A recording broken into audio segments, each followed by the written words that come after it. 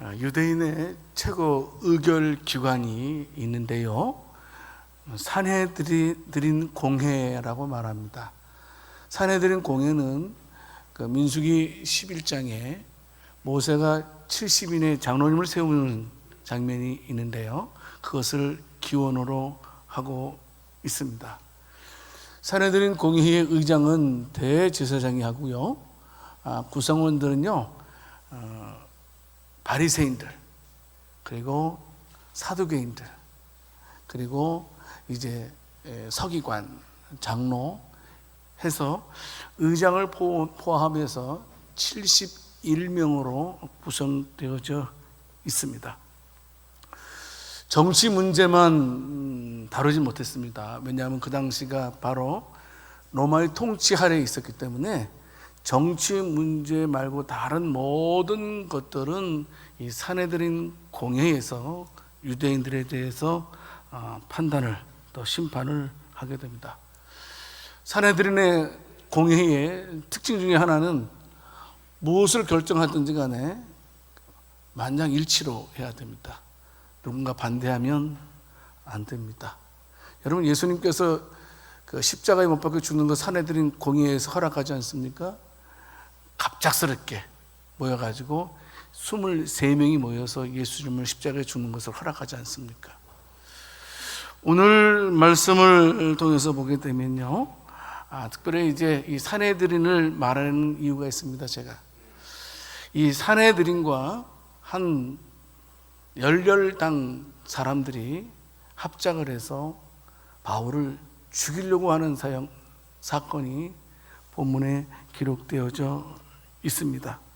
소위 열렬당이라고 하는 사람인데 40명이 먹지도 않고 마시지도 않고 내가 바울을 죽이기 전에는 아무것도 하지 않겠다라고 하는 사람이었습니다. 그들은 알고 있었습니다.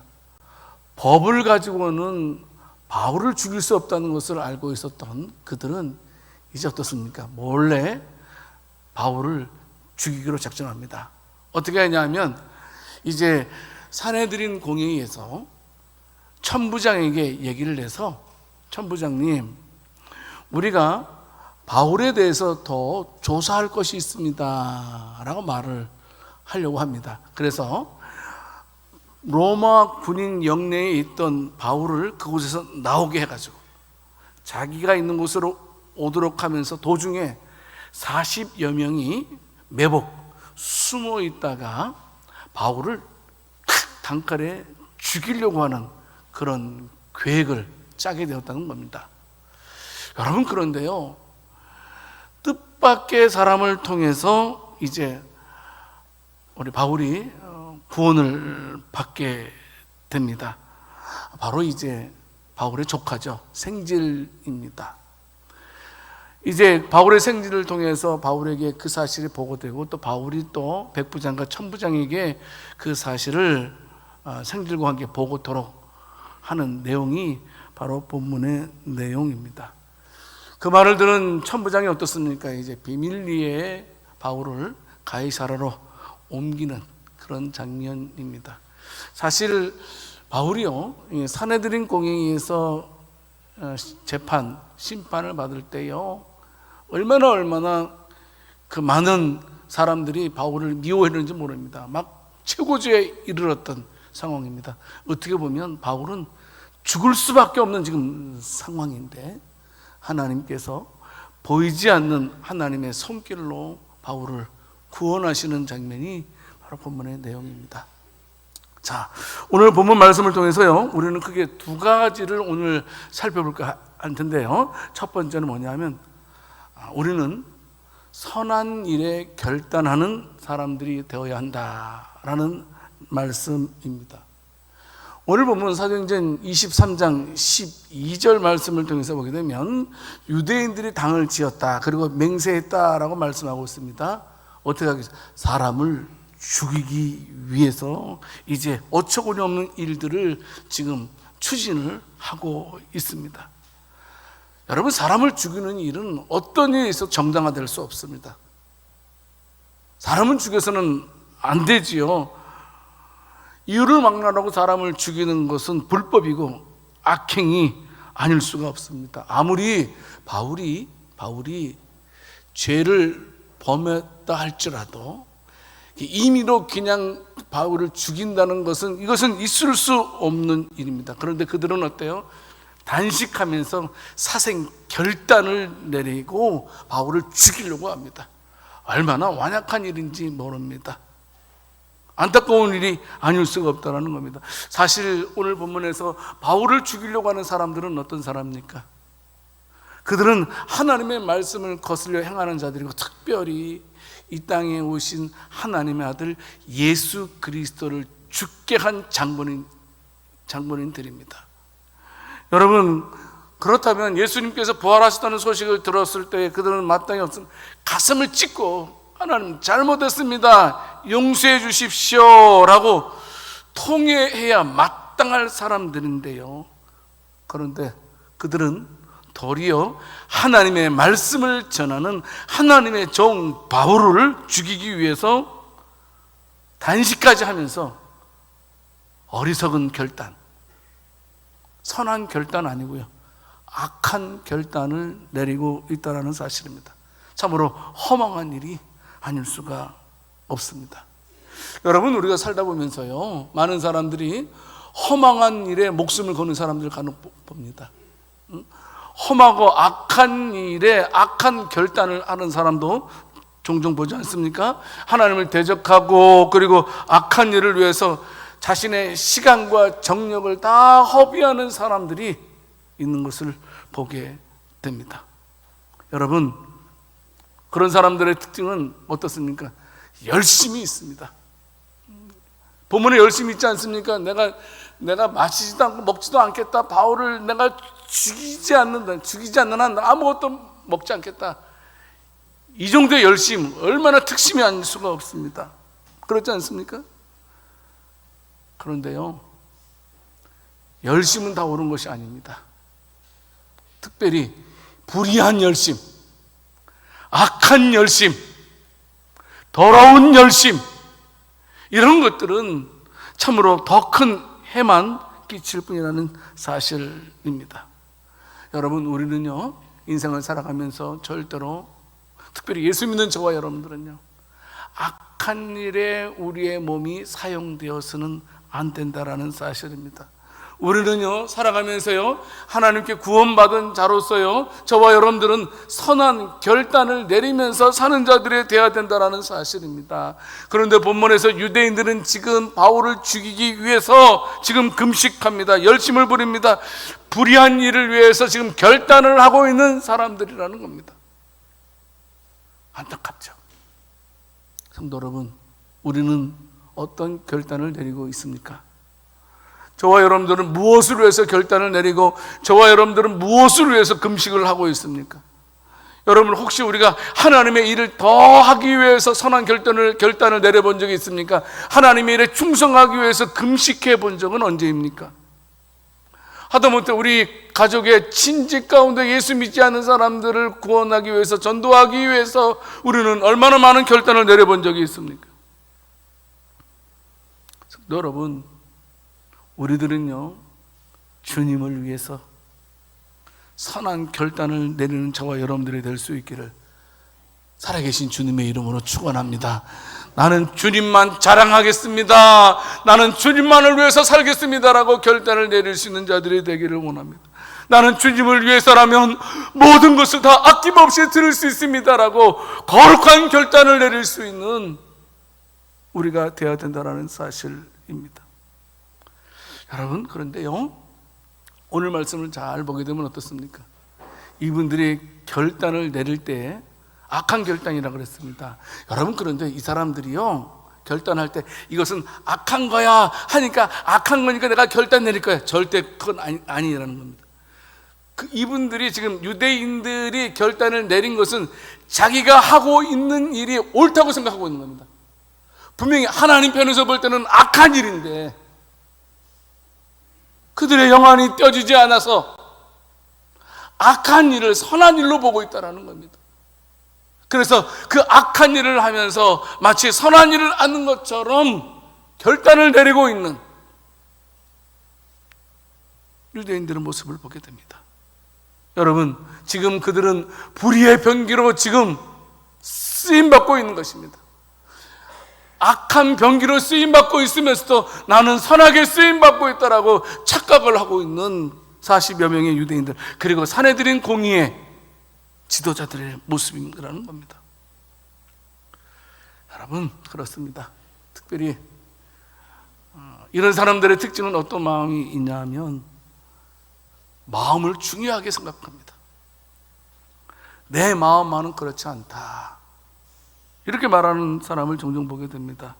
여러분, 꼭 기억하십시오. 우리가 살아가면서 우리의 마음 중요합니다. 마음만 중요한 것이 아니라는 겁니다. 마음이 중요한 것처럼 우리의 몸도 중요하다는 사실을 우리는 알고 있어야 됩니다. 여러분, 우리의 마음뿐만이 아니고 우리의 몸을 통해서도 우리가 하나님께 영광을 돌리도록 쓰임받아야 된다는 사실입니다. 그렇지 않습니까? 오늘 우리가 주일을 맞이해서 우리의 몸을 가지고 이 자리에 하나님 앞에 나와서 예배드리지 않습니까? 어제도 잠을 못 자신 분들이 계십니다. 일을 하면서 그래도 몸이 지쳐있지만 이 지친 몸을 가지고 이 자리에 나와서 몸으로 하나님께 예배를 드리고 있지 않습니까? 만약에 저는 항상 내 마음은 교회에 있습니다, 이렇게 말하면서 몸은 다른 데 동창회에 가 있고 다른 데 모임에 가 있다면 여러분, 그 사람이 진정 하나님을 사랑하는 사람일까요? 여러분, 우리 주님께서도 우리를 사랑하실 때 마음으로만 사랑하셨습니까? 아닙니다. 우리 예수님은 우리를 사랑하실 때 마음으로만 사랑하시지 않고 몸으로 우리를 사랑하신 것을 볼 수 있습니다. 만약에 예수님께서 마음으로만 우리를 사랑하셨다면 그것만큼 허무한 것은 없었을 것입니다. 여러분, 그것은 거짓말입니다. 그런데 예수님은 어떻습니까? 몸으로 우리를 사랑하셨습니다. 몸으로 십자가를 지셨고 몸으로 고난을 당하셨던 것을 우리는 반드시 기억해야 됩니다. 그렇지 않습니까? 그래서 로마서 5장 8절 말씀을 보게 되면 너무나 잘하는 말씀이 있습니다. 우리가 아직 죄인 되었을 때에 그리스도께서 우리를 위해서 죽으심으로, 몸으로 죽어주셨다는 겁니다. 그러니까 마음으로만 죽어졌다는 게 아니라 몸으로 죽으심으로 하나님께서 우리에 대한 자기의 사랑을 확증하셨느니라. 몸으로 우리를 사랑해 주셨던 것을 보게 됩니다. 성도 여러분, 우리는 스스로 속지 말아야 됩니다. 중요한 것은 마음만이 아닙니다. 몸도 중요합니다. 마음도 중요하지만 손발이 영리한 사람들이 되어야 된다는 사실입니다. 예, 물론 하나님은 우리의 중심을 보시는 건 맞습니다. 하지만 저와 여러분들은 몸으로 우리 마음의 생각을, 마음의 중심을 드러낼 줄 알아야 된다는 겁니다. 마음을 몸으로 드러내야 된다는 겁니다. 이것은 너무나 중요합니다. 여러분, 시편 1편 1절 말씀에 보게 되면 시인은 복 있는 사람에 대해서 말씀을 하고 있습니다. 복 있는 사람이 어떤 사람입니까? 죄인들의 길에 서지 아니하며 오만한 자의 자들에 앉지 아니하는 것이라 그랬습니다. 여러분, 이 말씀은요, 그만큼 이 시인이요 몸의 중요성을 말씀하고 있는 것입니다. 그렇지 않습니까? 나는 마음으로는 나는 하나님의 백성이야 말하면서 죄인들의 길에 서 있다면, 나는 하나님의 백성이야 말하면서 오만한 자의 자리에 앉아 있다면 어찌 그 사람을 가리켜서 복 있는 사람이라고 말할 수 있겠습니까? 그래서요, 바울도요 고린도전서 9장 27절 말씀에서 그는 말하고 있습니다. 내가 내 몸을 쳐 복종하게 한다. 내 몸을 쳐 복종하게 한다. 여러분, 바울의 몸은 어떤 몸입니까? 여러분, 바울의 몸은 또 우리들의 몸을 가리키는 말이겠죠. 자신의 사욕을 쫓고 육신의 아니란 말을 추구하면서 마귀를 위해서 불의의 병기로 들으려고 하는 이런 관성화가 되어 있는 바울의 몸 아니겠습니까? 그래서 그런 몸을 바울은 말하는 겁니다. 마귀를 쫓아가는 내 몸을 말씀으로 항상 쳐서 말씀에 복종케 한다. 이 몸으로 하나님께 순종하도록 한다라고 지금 바울은 말을 하고 있는 것입니다. 여러분, 우리는 말로만, 생각으로만 하나님께 영광 돌리는 것이 아니고 실제로 우리의 몸을 통해서도 우리가 하나님께 영광을 돌려야 합니다. 우리의 몸을 의의 병기로 들여서 우리가 참으로 순종의 종으로 쓰임 받아야 된다라는 거예요. 로마서 6장 16절 말씀을 보게 되면 바울 말하고 있습니다. 죄의 종으로 아닙니다.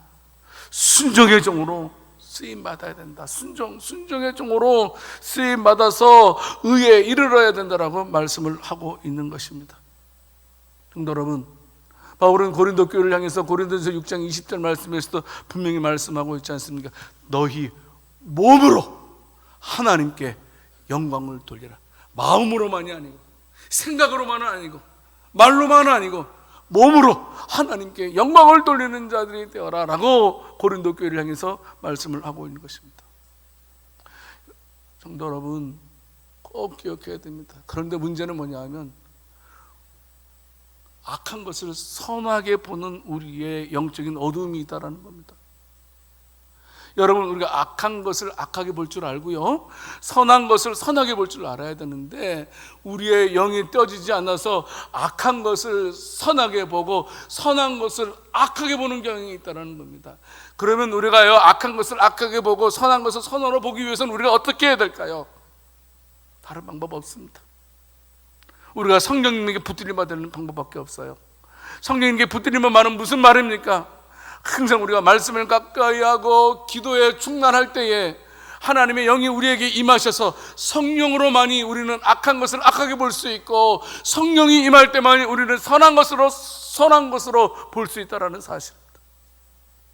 성도 여러분, 절대로 우리 성도들은요, 악한 것을 보고 결단을 내리는 어리석은 자가 되지 않기를 원합니다. 어떤 일이 있더라도 선한 것을 보고 선한 결단을 할 수 있는 복 있는 자들이 되어야 된다. 여러분, 지금 유대인들의 40명이 자기 나름대로는요, 지금 하나님의 일을 한다고 지금 외치는 자들이에요. 지금 자기 나름대로 교회를 위해서 막 지금 말하면 막 으쌰으쌰 하는 거예요. 근데 그들은 예수님을 위한 것도 아니고 교회를 위한 것도 아니고 하나님을 위한 것도 아니잖아요. 그들은 하나님의 일을 한다고 하지만 그런 범죄를 저와 여러분들은 변치 않고 하나님만을 기쁘시게 할 수 있는 우리 성도들이 다 될 수 있기를 살아계신 주님의 이름으로 축원합니다. 두 번째로, 성도 여러분, 참 기가 막힌 것은 하나님은요, 하나님의 자기 백성에게 대해서는 항상 도움의 손길을 준비하신다는 사실입니다. 근데 그 도움의 손길이 얼마나 오묘한지 모릅니다.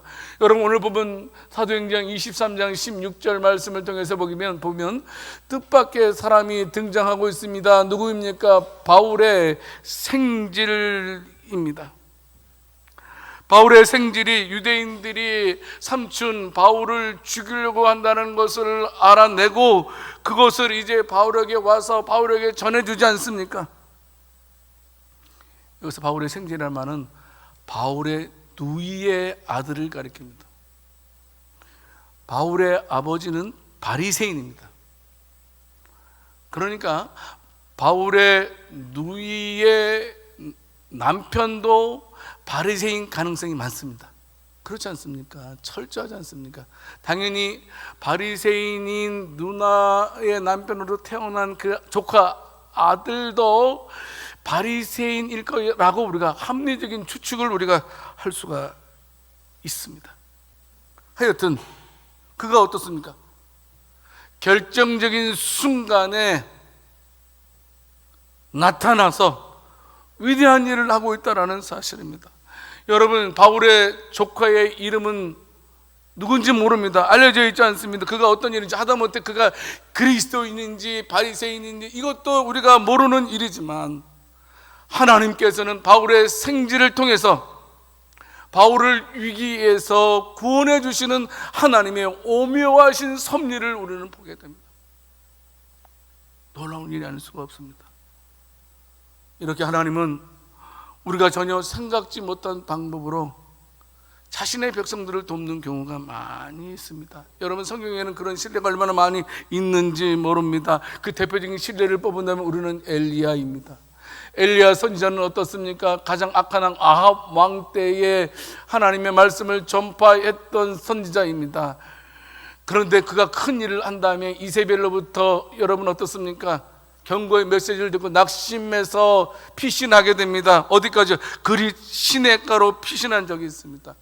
급하게 그가 피신해서 먹을 것을 가지고 피신하지 않았습니다. 빈몸으로 여러분 피신하지 않았습니까? 먹을 것이 없었습니다. 얼마나 지치겠습니까? 꼼짝없이 굶주려 죽을 판입니다. 하지만 열왕기상 17장 6절 7절 말씀을 통해서 보게 되면 하나님께서는 미물에 불과한 까마귀를 통해서 아침과 저녁을 빵과 고기로 그를 책임져 주는 것을 보게 됩니다. 뿐만이 아닙니다. 하나님께서는 엘리야가 시돈에 이르렀을 때 열왕기상 17장 9절 말씀을 통해서 보게 되면 이미 한 여인을 준비해 놓으셨습니다. 엘리야가 오면 그에게 음식을 주어라 라고 사르밧 과부에게 말씀을 해 놓으셨던 것을 보게 됩니다.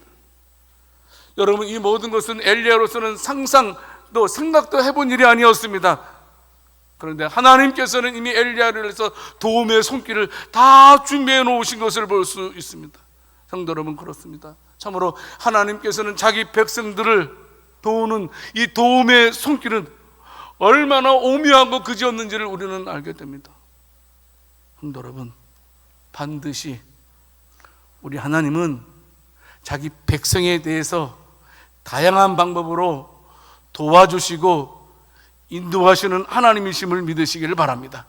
생각할 수 없던, 생각하지 않았던 방법으로. 제가 개척교회를 한 적이 있었습니다. 한 10년 동안 개척교회를 하고 하나님께서 많은 은혜를 주셔서 그 교회가 이제 성장을 했는데요, 처음에 개척할 때 많이 힘들잖아요. 여러분, 우리 교회가 그래서 개척교회를 나름대로 많이 돕는 겁니다. 우리 교회가 여건만 되면 개척교회를 더 많이 섬기면 하나님께서 기뻐하시리라 생각됩니다. 개척을 하다 보니까 여러모로 많이 힘들었습니다. 처음에 초창기 때 이제 아이가 상급학교에 진학해야 되는데 교복 살 돈도 없고 등록금을 낼 돈도 없었습니다. 고등학교 입학할 때인데요. 그런데요, 오랫동안 연락이 없었던 제 후배가 미국에서 연락이 왔어요. 형님 하면서, 형님 안목에 이번에 고등학교 들어가지 않아요? 들어가. 형님 제가 좀 보낼 테니까요, 그거 해주세요. 그랬었어요. 개척을 하다 보니까 생활비가 떨어질 때가 있지 않습니까? 난감하잖아요. 그러면 어떤 목사님이 연락이 왔어요. 가까운 제가 모셨던 목사님이 있었는데 그분이, 최 목사 잠깐 온나? 가면, 그래 요새 많이 힘들지 하면서 이렇게 또 저에게 돈을 주시면 이거 가지고 생활하라. 제가 전화 걸지 않았습니다. 목사님 저 힘들어요, 저 좀 도와주세요, 이런 말 하지도 않았습니다. 근데 제가 또 돈이 넉넉할 때, 그것도 아니에요. 돈이 딱 떨어졌을 때, 또 목회할 때 어떤 일이 있었냐면, 제가 깊은 지하교회에서 개척을 했습니다. 아주 형편없는 조건이었습니다. 그랬더니 어느 날 갑자기 대학 후배들이 오는 거예요. 후배가 와가지고 그냥 막 훑어보는 거예요. 쭉 훑어보더니, 형님 제가 아무래도 이 정부들 다 바꿔야 되겠어요.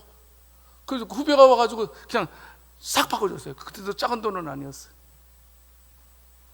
어떤 분은 또 어떤 냐면, 교회에 필요한 장비들을 이상한 사람들을 이상한 모양을 통해 저에게 많은 도움을 줬던 기억이 납니다. 저는 목회하면서 우리 교회에서도 마찬가지입니다. 생각하지 않았던 하나님의 방법이 저를 위로해 주었고, 도저히 상상하지 않았던 하나님의 손길이 저에게 임해서 저를 위로해 준 적이 한두 번이 아니었음을 분명하게 말씀드립니다. 성도 여러분, 그러므로 절대로 포기하면 안 됩니다. 아무리 내가 힘든 일을 만난다 할지라도 하나님의 도움의 손길이 나에게 반드시 있을 거라는 사실을 믿고 끝까지 주님만 바라볼 수 있는 저와 여러분들이 다 될 수 있기를 살아계신 주님의 이름으로 축원합니다. 이사야 선지자가 말하고 있지 않습니까? 이사야서 55장 8절 9절 말씀을 통해서 보게 되면 내 생각이 너희의 생각과 다르다라고 말씀하고 있습니다. 우리가 생각할 때는 끝입니다. 우리가 생각할 때는 절망입니다. 그러나 하나님의 생각으로는 절대로 끝도 아니고 절망이 아니라는 사실입니다. 우리는 그것을 붙들어야 됩니다. 여러분, 바울이 고린도 교회를 향해서 고린도전서 10장 13절 말씀에서 말씀해 주시지 않습니까? 저도 이 말씀, 저는 힘들고 어려울 때 이 말씀 꼭 묵상합니다. 곱씹습니다. 계속해서 저는 이 말씀을 믿습니다. 그리고 이 말씀대로 하나님께서 저를 위로해 주셨습니다. 같이 한번 읽어보도록 하겠습니다. 사람이 감당할 시험 밖에는 너희가 당한 것이 없나니 오직 하나님은 미쁘사 너희가 감당하지 못할 시험 당함을 허락하지 아니하시고 시험 당할 즈음에 또한 피할 길을 내사 너희로 능히 감당하게 하시느니라. 아멘. 아멘. 아멘입니다. 우리 하나님께서는 감당할 힘을 주시든지 아니면 피할 길을 주시는 오명하신 하나님이라는 사실을 우리는 반드시 기억해야 됩니다. 아무리 어려운 상황에 놓인다 할지라도 하나님의 도우심의 손길을 믿어야 됩니다. 반드시 믿어야 됩니다. 반드시 믿어야 됩니다. 우리가 전혀 생각지 못한 오묘한 방법으로 저와 여러분들을 도우셔서 반드시 승리하게 하시는 우리 하나님이라는 사실입니다. 사람을 지하면 안 됩니다. 사람한테 매달리지 마세요. 힘든 일을 만날 때마다 저와 여러분들은 내 일을 해결할 수 있는 분은 하나님밖에 없다라는 사실을 명심하고 하나님이 반드시 나를 해결해 주실 것이다, 나를 인도해 주실 것이다 라는 그런 확신이 있을 때 우리는 강한 용사가 될 수 있습니다. 히브리서 13장 6절 말씀에서 뭐라고 말씀하고 있습니까? 주는 나를 돕는 이시니 내가 무서워하지 아니하겠노라. 주는 나를 돕는 자이니 내가 무서워하지 아니하겠노라. 사람이 내게 어찌하리요. 여러분, 이 말씀은 시편 118편 6절 지금 다윗이 고백하는 말을 인용한 것입니다. 여호와는 내 편이시라. 따라서 하세요. 하나님은 내 편이십니다. 내가 두려워하지 아니하려니 사람이 내게 어찌할까. 분명히 말씀하고 있습니다. 성도 여러분, 분명하게 우리는 붙들어야 됩니다. 다윗이 이렇게 당당하게 외칠 수 있었던 것은 다른 것이 아닙니다. 하나님이 나와 함께 하신다는 사실을 확신했기 때문이었습니다. 여러분, 우리들도 하나님이 우리와 함께하고 있다는 사실을 확신한다면 우리들도 다윗처럼 바울처럼 우리는 당당하게 외칠 수 있습니다. 아까 본 히브리서 13장 6절 말씀처럼 말씀입니다. 주는 나를 돕는 분이십니다. 저는 주님 때문에 전혀 무서워하지 않겠습니다. 사람이 내게 어찌하겠습니까? 확신이 우리들에게 있어야 될 줄 믿습니다. 성도 여러분, 그렇습니다. 어떤 일이 있더라도 우리는 하나님의 도우심을 확신만 한다면 모든 것을 다 헤쳐나갈 수가 있습니다. 여러분, 요나단이라는 사울의 아들 이야기 있지 않습니까? 그가요, 부하 한 명 데리고 무기도 제대로 갖추지 않고 블레셋 진영에 들어간 내용이 사무엘상 14장에 기록되어져 있습니다. 여러분, 그가 대책 없이 블레셋 진영에 들어갔다고 우리는 판단될 수 있을 것입니다. 그런데 요나단이 그 블레셋 진영에 과감하게 들어갈 수 있었던 것은 뭐냐면 그는 하나님께서 나를 도와주실 거라는 확신이 있었기 때문입니다. 그래서 사무엘상 14장 6절 말씀을 보게 되면 지금 요나단이 말하고 있는 것입니다. 우리가 이 할례 받지 않은 자들에게로 건너가자. 여호와께서 우리를 위하여 일하실까 하노라. 이 말은 하나님께서 우리를 위해서 일해 주신다는 말씀입니다. 여호와의 구원은 사람이 많고 적음에 달리지 아니하였느니라. 우리는 두 사람이고 그들은 수백 명이지만 결코 많고 적음의 승리가 있는 것이 아니다. 하나님이 함께 하시는 우리가 승리할 것이라고 요나단은 말씀하고 있습니다. 여러분, 그뿐이겠습니까? 아브라함도 얼마나 자신 있게 말하고 있는지 모릅니다. 만약에 그가 하나님께서 함께하고 있다는 사실을 확신하지 못했다면 창세기 22장 8절 말씀을 하지 못했을 것입니다.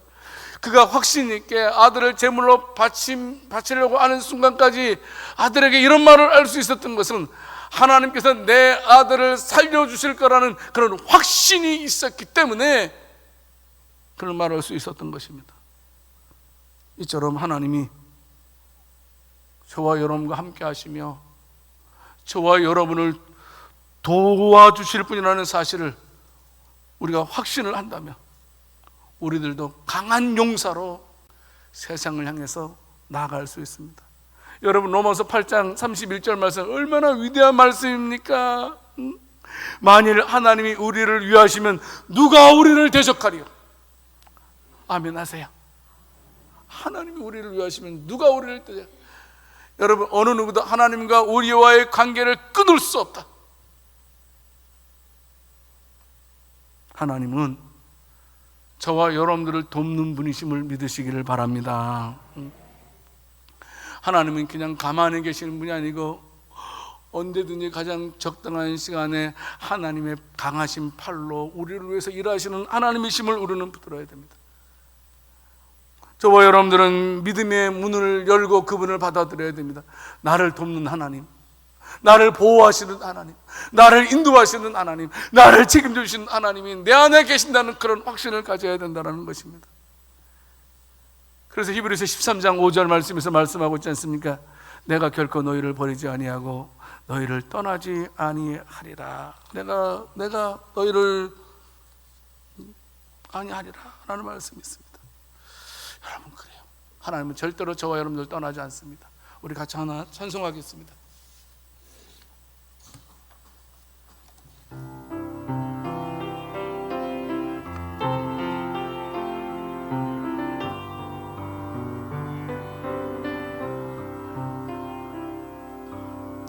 하나님 한 번도 나를 실망시킨 적 없으시고 언제나 공평과 은혜로 나를 지키셨네. 오 신실하신 주, 오 신실하신 주, 내 너를 떠나지도 않으리라.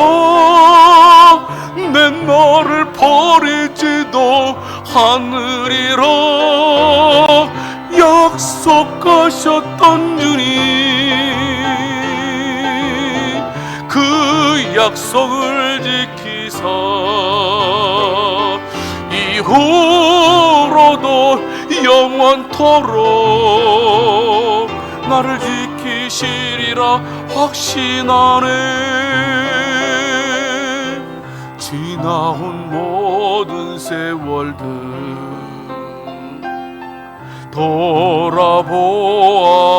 돌아보아도 그 어느 것 하나 주의 손길 안 미친 것 전혀 없네.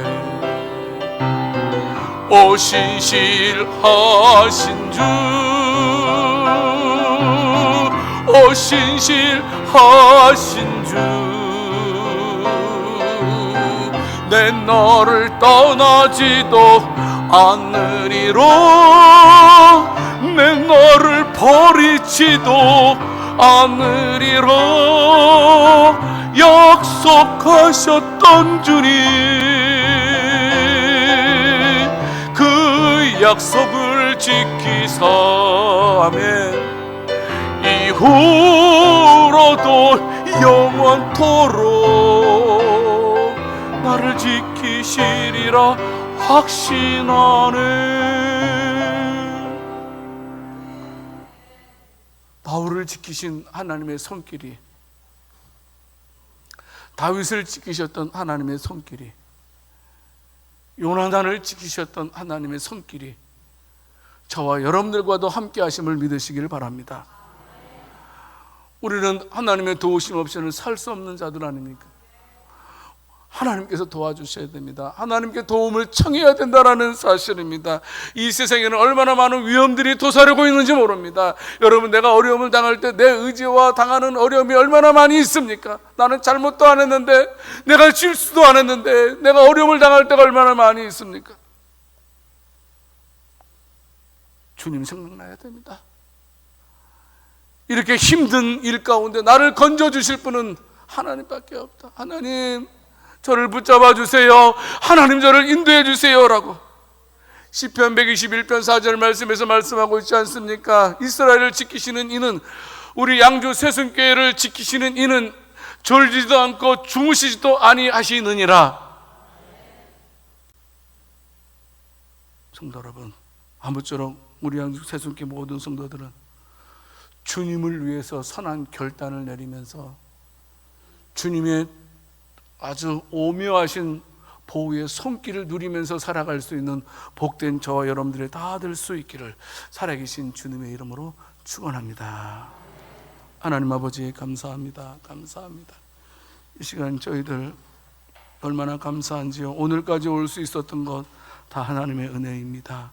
하나님 바라보게 하시고 항상 선한 결단을 내릴 수 있는 우리를 내어서 하나님의 기쁨되며 항상 하나님의 오묘하신 보호의 울타리 속에서 살아가는 저희들 되게 주시옵소서.